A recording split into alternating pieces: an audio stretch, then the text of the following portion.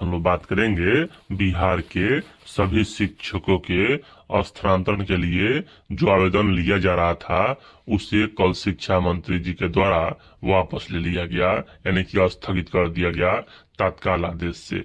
पूरा मामला क्या है, यहाँ जो बीपीएससी शिक्षक है उनका संगठन है, उन्होंने इसका विरोध किया है स्थगन का। देख लीजिए, यहाँ बीपीएससी से नियुक्त शिक्षकों के संगठन ने ट्रांसफर स्थगित करने का किया विरोध। बीपीएससी द्वारा नियुक्त शिक्षकों के संगठन बिहार युवा शिक्षक संघ ने ट्रांसफर स्थगित करने का विरोध किया है। संघ के पदाधिकारियों का कहना है कि ट्रांसफर के लिए बीपीएससी और सक्षमता परीक्षा पास नियुक्त शिक्षक कई महीनों से इंतजार कर रहे थे। इसके बाद भी शिक्षकों का ट्रांसफर रोकना पूरी तरह से गलत है। संघ प्रदेश अध्यक्ष दीपांकर गौरव ने कहा कि बीपीएससी से नियुक्त शिक्षकों का ट्रांसफर के माध्यम से अपने गृह जिले के करीब जाने का प्रयास कर रहे थे, जिससे वह परिवार के साथ ही स्कूल पर भी ध्यान दे सकें। खासकर दूसरे प्रदेश से नियुक्त शिक्षक बॉर्डर क्षेत्र में ट्रांसफर का प्रयास कर रहे थे, लेकिन सरकार द्वारा ट्रांसफर प्रक्रिया स्थगित करने से शिक्षकों को काफी परेशानी होगी। उन्होंने कहा कि 1,35,000 शिक्षक ट्रांसफर के लिए आवेदन कर चुके हैं। ऐसे में जिन शिक्षकों ने आवेदन किया है उन्हें उनकी पोस्टिंग मांग के मुताबिक स्कूल में किया जाए। और यहाँ सबसे बड़ी बात यहाँ यह है कि अगले साल बिहार में चुनाव होने वाला है और बिहार के जो विपक्ष के नेता हैं उनके द्वारा कहा जा रहा था कि यह जो नियमावली है वह अदर स्टेट के शिक्षकों के लिए बनाई गई है, उन्हें फायदा होगा। तो यहाँ एक बात समझ लीजिए कि अदर स्टेट के अभ्यर्थी तो वोट तो देंगे नहीं बिहार में, लेकिन इसी से यहाँ यह नियमावली तत्काल प्रभाव से वापस लिया गया कि किसी प्रकार की कोई यहाँ कि द्वेषपूर्ण नहीं रहे। और सबसे बड़ी बात, यहाँ पुरुष को राहत मिलता हुआ दिखाई नहीं दे रहा था। उसके बाद यहाँ देखिए, सक्षमता परीक्षा के 5 चरण पूरा होने के बाद शिक्षकों के ट्रांसफर की प्रक्रिया होगी शुरू। हाईकोर्ट ने शिक्षकों ट्रांसफर पर लगाई रोक, सरकार बोली अब नई नीति बनेगी। अब देखिए, यहाँ शिक्षा मंत्री जी के द्वारा कहा जा रहा है कि 1,35,000 शिक्षक ने यहाँ आवेदन भी कर दिया था। पटना हाईकोर्ट ने मंगलवार को शिक्षा विभाग द्वारा जारी शिक्षकों के तबादले की प्रक्रिया को रोक लगा दी है और सरकार से 3 सप्ताह के भीतर स्थिति स्पष्ट करने को कहा है। जस्टिस प्रभास्त कुमार सिंह की ओर से कल पीठ ने शिक्षक संघ की ओर से दायर याचिका पर सुनवाई के बाद तबादले की प्रक्रिया पर तत्काल प्रभाव से रोक लगाने का आदेश दिया। सबसे बड़ी बात यहाँ यह है कि कोई भी नियमावली शिक्षा विभाग के द्वारा ही बनाया जाता है।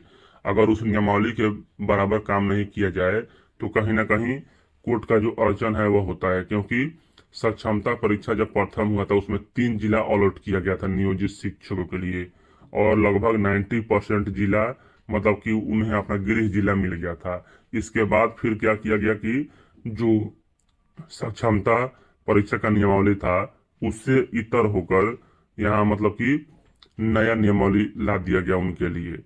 तो यहाँ कहीं ना कहीं इसका भी जो सच्चाई है उसे देखना ही पड़ेगा, चाहे कोर्ट हो चाहे कोई हो। देख लीजिए, उसके बाद यहाँ तत्काल प्रभाव से रोक लगाने का आदेश दिया। हाईकोर्ट के आदेश के बाद बिहार के 3,85,000 शिक्षकों ट्रांसफर अनिश्चितकाल के लिए रुक गया है। इस दौरान जो शिक्षक जिन स्कूल में पढ़ा रहे हैं वहीं पर वह अभी नियमित रूप से काम करेंगे। राज्य सरकार ने कहा है कि नए सिरे से शिक्षकों तबादले की नीति आएगी। मंगलवार को शिक्षा मंत्री सुनील कुमार ने प्रेस कॉन्फ्रेंस में बताया कि 5 सक्षमता परीक्षा पास होने के बाद यहाँ कि शुरू की जाएगी। समझिए, यहाँ चुनाव भी बीत जाएगा 5 सक्षमता परीक्षा होते होते, और चुनाव के बाद यहाँ देख लीजिए फिर से लिए जाएंगे आवेदन। शिक्षा मंत्री सुनील कुमार ने कहा कि सक्षमता परीक्षा के 5 चरण पूरे होने के बाद ही शिक्षकों के ट्रांसफर की प्रक्रिया फिर से शुरू होगी। शिक्षक फिर से आवेदन करेंगे, आवश्यकता हुई तो ट्रांसफर नीति में संशोधन होगा।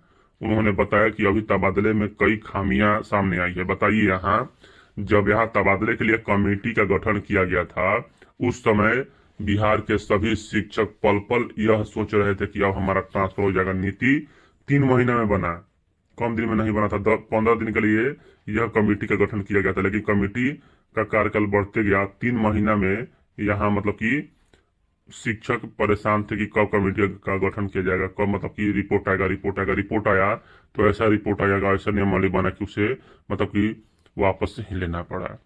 आवश्यकता है जो ट्रांसपेरेंट में संशोधन होगा। उन्होंने बताया कि अभी तबादले में कई खामियां सामने आई है, इनको दूर किया जाएगा। यह पूछे जाने पर कि पटना हाई कोर्ट ने तबादले की प्रक्रिया पर रोक लगा दी है। मंत्री ने कहा कि सरकार ने एक दिन पहले ही तय कर लिया था कि इसको रोक कर नए सिरे से नीति बनेगी। मंगलवार को यह जानकारी सार्वजनिक की जा रही है। शिक्षा मंत्री ने कहा कि नियोजित शिक्षकों को एक साथ नियुक्ति पत्र दी जा रही है, इसलिए उनकी वरीयता समान रहेगी। हालांकि इस मामले में बाद में विचार हो सकता है। वहीं मंत्री ने कहा कि टीआई 2 का प्रश्न पत्र लीक की जांच संबंधित एजेंसी कर रही है। अब देखिए यहाँ 13 दिन में 1,35,000 तबादले के लिए आवेदन हुआ। बताइए, शिक्षक स्थानांतरण नीति 7 अक्टूबर को लागू हुई है। इसमें रोगग्रस्त दिव्यांग महिला पुरुष शिक्षकों के लिए कैटेगरी निर्धारित की गई थी। इसके मुताबिक पंचायत, प्रखंड और अनुमंडल ट्रांसफर के लिए आवेदन कर सकते थे।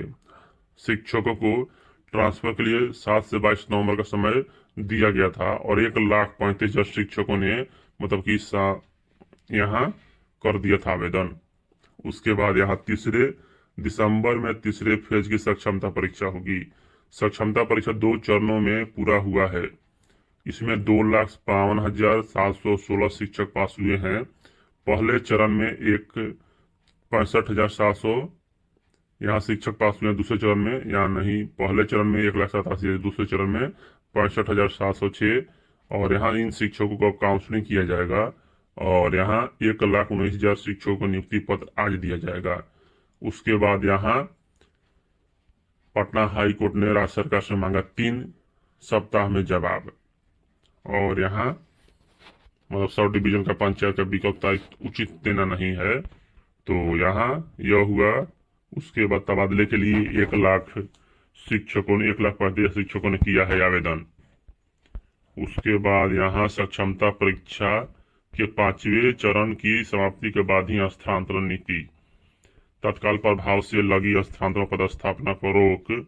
हाई कोर्ट के निर्णय का अध्ययन कराएगा। सीएम आज सक्षमता पास को नियुक्ति पत्र देंगे। लेकिन यहाँ देखिए शिक्षक संगठनों के द्वारा भी आज मतलब रात को यहाँ मशाल जुलूस निकाला गया और आज से आंदोलन शुरू किया जाएगा। 13 शिक्षकों का स्थानांतरण पर रोक। हाई कोर्ट ने सरकार से 3 सप्ताह में जवाबी हलफनामा देने को कहा है। और यहाँ नियुक्ति अध्यापक ये सब है कि उसके बाद यहाँ देख लीजिए नीति में संशोधन कर सरल बनाया जाएगा। नीति में संशोधन करने के बाद जो शिक्षक जिस स्कूल में हैं अभी राजकर्मी के तौर पर वहीं रहेंगे, यानी कि इन्हें राजकर्मी का दर्जा मिल जाएगा। उसके बाद यहाँ शिक्षकों की तबादला नीति पर लगा रोक, संशोधन नीति में बनाया जाएगा और यहाँ यह सब देख सकते हैं। यानी कि तत्काल यह जो प्रक्रिया है वो स्थगित है और सुनने में अभी आ रहा है कि बीपीएससी